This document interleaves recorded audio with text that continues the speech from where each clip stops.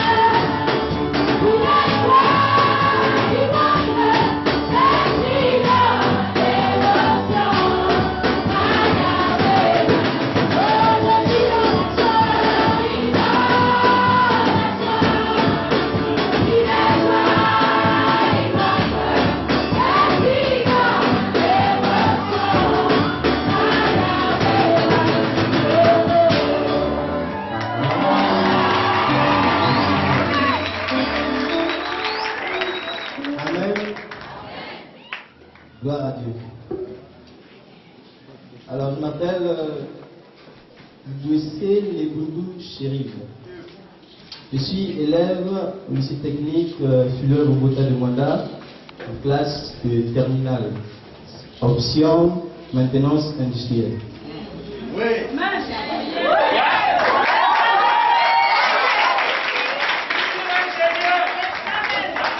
Je vous parle, moi-même aussi j'étais victime. J'étais en 6e, j'étais en 5e, 4e, jusque là où je suis à l'université. Il faut toujours étudier. Même à l'université, c'est pas le sommeil. Hein. Il faut les recherches, c'est même plus compliqué parce que l'école commence réellement à l'université. Tout ceci pour dire que Dieu n'abandonne pas ses enfants. Tenez la corde et en avant. Alléluia. Bon. On m'appelle, souvent on a tendance à oublier ce nom, peut-être parce qu'il est long. Je suis Bachamamba, Ondias Fleur Annick. Donc Bachamamba de mon arrière-grand-mère maternelle, Ondias de mon père, et Fleur Annick certainement de mon père et de ma mère. Alléluia. Bon, je suis effectivement debout devant vous ce matin pour vous parler un peu de moi, de mon expérience, parce que je me suis convertie très jeune. J'étais en 6e, donc si vous voyez un peu, c'est presque dans le Seigneur, hein, en dehors des hauts et des bas, mais c'est presque dans le Seigneur que j'ai suivi mon cursus scolaire. Donc j'ai un BTS, brevet de technicien supérieur, option assistant juridique. Donc, je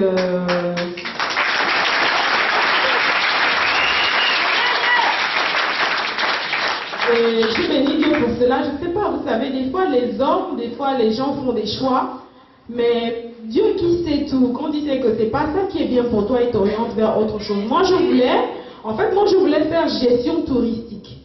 Je voulais faire gestion touristique et puis je me suis retrouvée en option assistant juridique. Mais c'est une longue histoire, je ne peux pas vous raconter un peu comment ça s'est passé. Dans tous les cas, vraiment ça s'est bien passé parce que Dieu m'a soutenue. Dieu m'a soutenue et je fais partie de la première cuvée au Gabon des assistants juridiques. Parce qu'à l'époque, il n'y avait pas des assistants juridiques au Gabon. Donc, première cuvée d'assistants juridiques, Je suis sortie 3e major de ma promotion. Si tu ne prépares pas ton avenir en faisant des études, sur quoi ou sur qui comptes-tu? Tu comptes sur quoi? Tu comptes sur qui? Et je peux dire qu'aujourd'hui, vous savez, il y a des situations qui me choquent parce qu'on a relégué Dieu au second plan.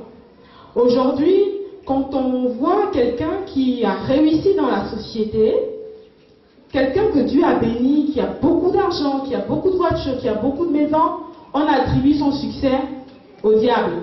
On se dit, celui-là, c'est sûr qu'il est dans les loges parce qu'il n'y a que les gens qui sont dans les loges qui peuvent être autant riches. Mais c'est faux. Je vais vous dire qu'il y a des chrétiens qui sont comme ça. C'est comme pour dire que Dieu ne peut pas faire ça.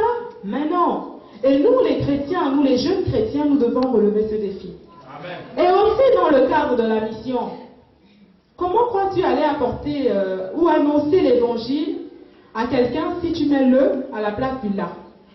Vous savez, il y a des gens qui sont très regardants. Et la moisson, elle est grande. Il y a tous ces paramètres qu'il faut prendre en compte. Pour que le nom de Dieu soit glorifié, il faut que nous puissions faire nos études. Et moi, je vous encourage à aller au-delà, hein, mais de façon stratégique. Réfléchir, faire vos orientations en fonction du besoin du marché. Je vous encourage à être des docteurs en médecine, ça par exemple, on en a besoin.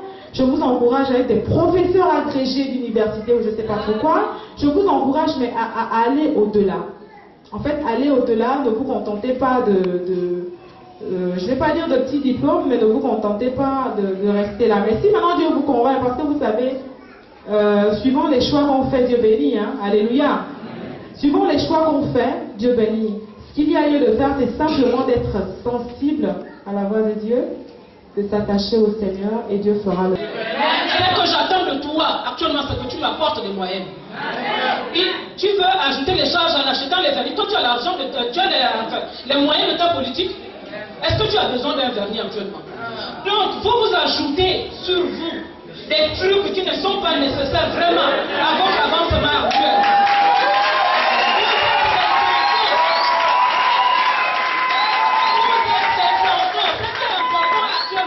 C'est d'être en bonne santé, de suivre Jésus et d'apporter des bonnes moyens.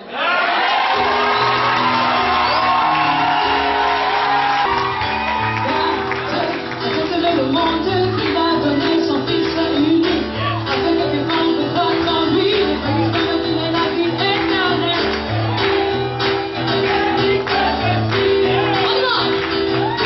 Car Dieu a donné le monde qu'il a donné son fils unique, afin que quiconque croit en lui ne périsse pas, mais qu'il ait la vie éternelle.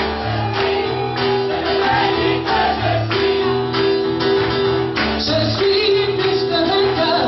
Celui qui m'a sauvé, je suis, je te dis que je suis,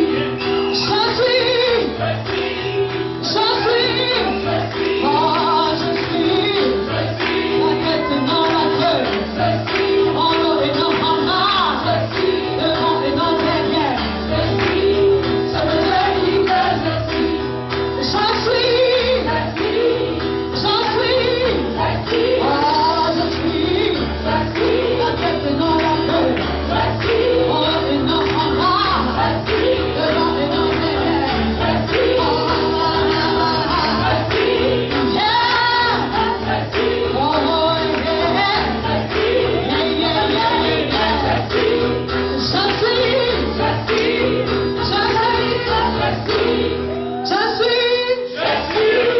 Dans la queue, en haut et non en bas, devant et non derrière.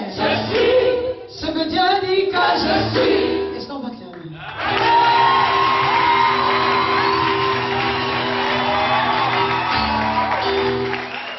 J'aimerais que vous ouvrez vos Bibles dans le livre de Luc 21 à partir du verset 1 jusqu'à 4.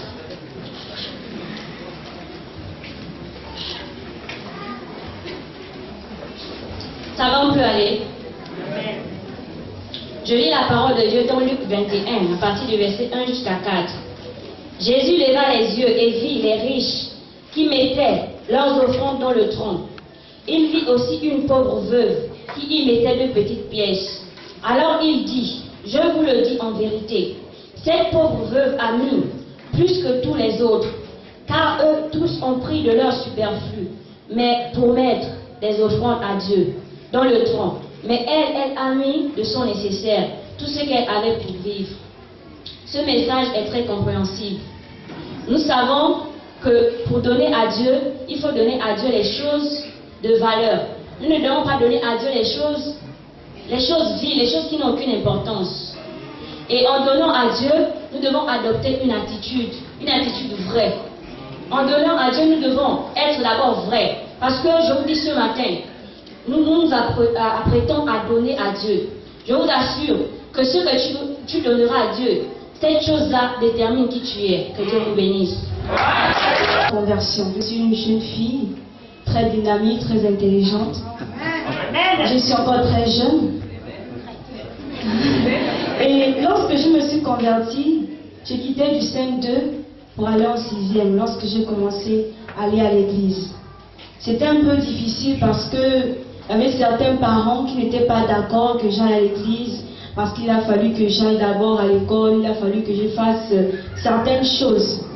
Mais lorsque je vais aller à l'église, je crois quelques mois après ma conversion, il y aura, comment on appelle ça, une cérémonie au village, ce qu'on appelle souvent l'initiation.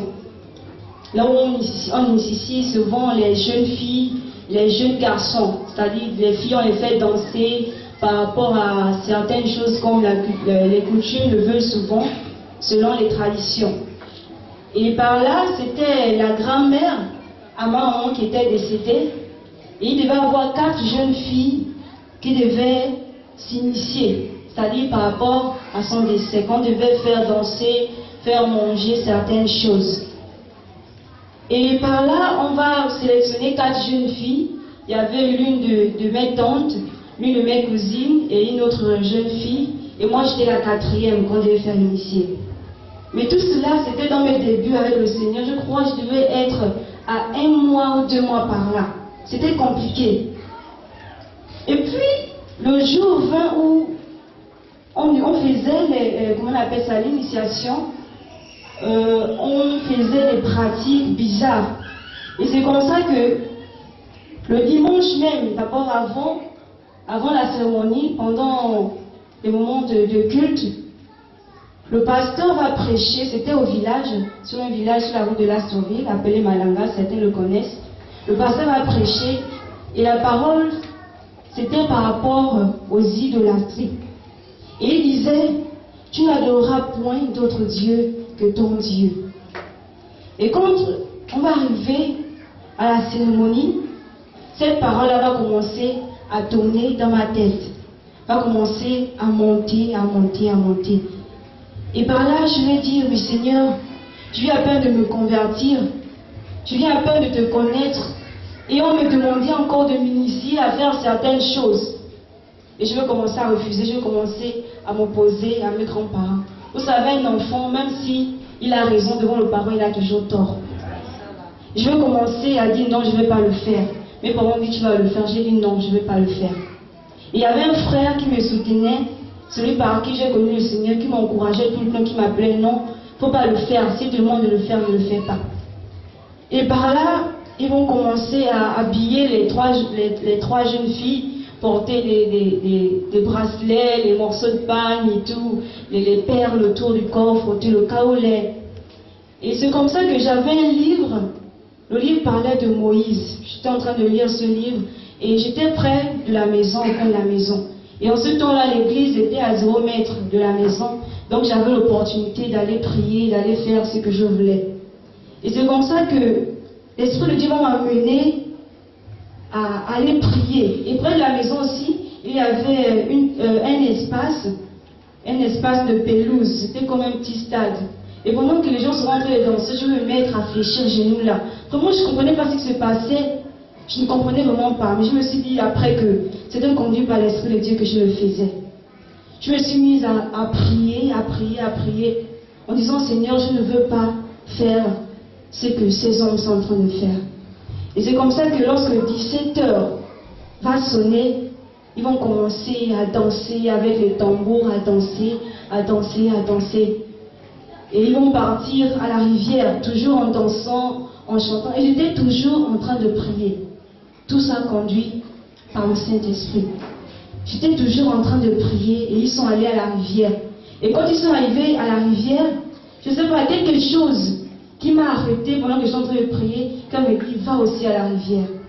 Et c'est comme ça que je vais me diriger aussi à la rivière. Je vais prendre, je crois, un seau, et puis j'ai un sac, je crois. Et c'est comme ça que je vais aller à la rivière. Quand j'arrive à la rivière, je ne faisais rien. J'étais seulement assis sur le caillou, un rocher, et j'observais combien de fois on était en train de les initier. On les trempait dans de l'eau, on les faisait baigner avec les feux par-ci, par-là qu'ils ont pu préparer. Puis j'étais là, j'observais. Mais je vous assure que ce jour-là, on m'a traité de tout et de rien. Tu es une enfant orgueilleuse. Tu es mal éduquée, tout simplement parce que je m'étais opposée à ces pratiques-là. Et lorsqu'ils vont remonter, il faisait 18h, 19h par là, ils vont remonter toujours en chantant et je vais les suivre après. Et lorsque je vais les suivre, pendant que la cérémonie va maintenant débuter, vers les 20h, 21h je crois, je vais aller dans le temple. En ce temps-là, le temple était tout en blanche. Je vais aller dans le tunnel par des portes, je suis entrée. J'avais ma Bible, le Nouveau Testament, et un carnet et un stylo. Et c'est comme ça que pendant que eux, ils dansaient, ils faisaient des pratiques. Les jeunes filles dansaient. Moi, j'étais en train de prier. J'ai fait toute la nuit. Toute la nuit, j'étais en train de prier. Pendant qu'ils ont fait toute la nuit en train de danser. Toute la nuit en train de faire des pratiques. Moi, j'ai fait toute la nuit en train d'invoquer Dieu. Et c'est comme ça que toute la nuit, je vais passer à veiller, à veiller, à veiller, à prier Dieu. Et quand le jour va se lever, il y a une maman qui va s'approcher de moi, une grand-mère, qui va me dire une parole en langue vraiment que je n'avais pas compris. Elle m'avait dit, mais pourquoi tu fais ça? Tu penses que les jeunes qu'on a initiés ne sont pas des jeunes comme toi? Puis je serai là, je ne vais pas répondre. Je veux commencer à réfléchir, à réfléchir, à réfléchir. J'ai dit non, quel que soit tout ce que vous allez me dire, je ne veux pas faire ces pratiques. Et ceci simplement pour encourager certains jeunes ici qui ont certainement fait ce genre de pratique ou peut-être qu'ils sont sur la voie de le faire. Je les exhorte à ne pas le faire parce que ce n'est pas une bonne chose. Et un constat que j'ai pu faire, c'est que parmi ces 3 jeunes qui se sont fait initier, je vous assure que parmi les 3, plus personne aujourd'hui n'apprend. Tous l'école égarée. Et lorsque j'essaie de regarder par rapport à ma vie, j'essaie de me comparer. Je dis, Seigneur, je te bénis. Parce que certainement, si je m'étais fait initier, peut-être que je n'aurais pu aussi apprendre. Peut-être que certainement, je devais m'égarer quelque part. Et pour cela, je bénis le Seigneur. Et j'encourage les jeunes à se consacrer en tant que jeunes, à se consacrer au Seigneur, à consacrer leurs études, à consacrer leur vie à Dieu. Amen. Amen.